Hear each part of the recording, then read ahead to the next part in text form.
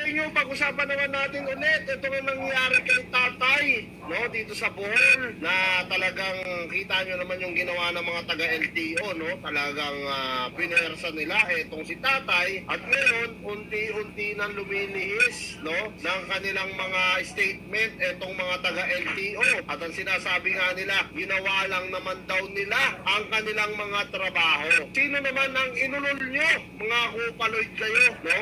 Talagang kitang-kita naman natin lahat doon.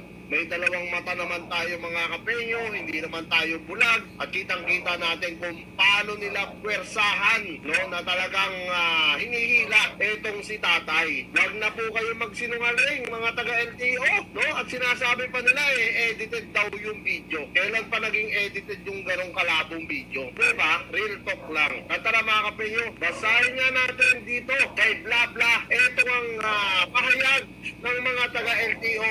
At sabi ng mga taga-LTO rito, pinanindigan ng LTO Flying Squad na ginagawa lang nila ang kanilang tungkulin. Ginagawa lang daw nila yung kanilang tungkulin. Puta, lumang estilo na yan, tol. No?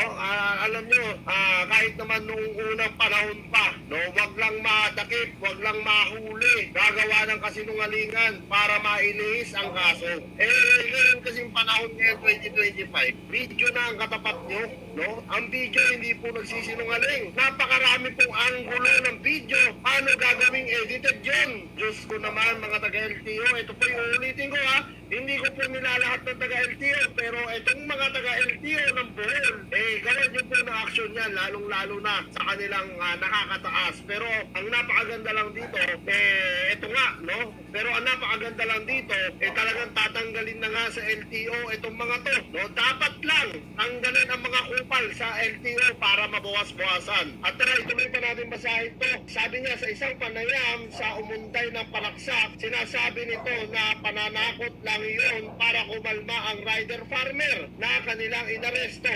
Wow! Putang ina! Inundayan mo ng panaksak tapos sasabihin mo para kumalma. kahit kailan hindi kakalma yun. Baka nga magkaroon pa ng aftershock yan o trauma, no? Dahil sa mga ginagawa nyo, tapos sasabihin nyo rito, ginagawa nyo lang yun para kumalma yung rider. Nakakatawa itong mga kapenyo. At dito sinabi pa nila, wala umano silang balak na saktan ng rider kung marunong itong rumespeto, no? Yung salitang respeto hindi po pwede sa inyo. Dahil yung salitang respeto, para lang yan sa mga tao may respeto.